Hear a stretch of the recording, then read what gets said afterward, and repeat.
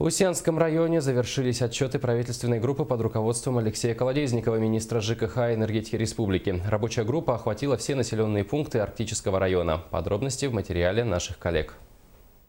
Во всех населенных пунктах Устьянского улуса прошли отчеты правительственной группы по итогам работы органов исполнительной власти под руководством министра жилищно-коммунального хозяйства и энергетики республики Алексея Колодезникова. В отдаленные наслега Юкагер, Тумат добирались на вертолетах Ми-8. Как в прошлом году будем подписывать соглашение. Соглашение подписывается председателем правительства Галиной Кентьевной Данчиковой с главой района. Есть обоюдное обязательство. И мы сейчас проанализировали соглашение прошлого года.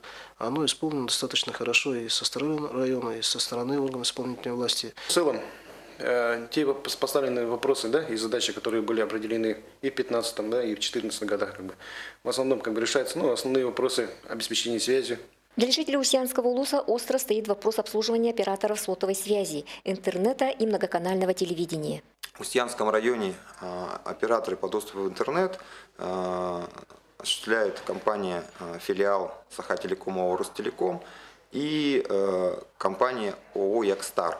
С этого года активно начали предоставлять услуги доступа в интернет наше государственное унитарное предприятие «Технический центр телевидения и радиовещания».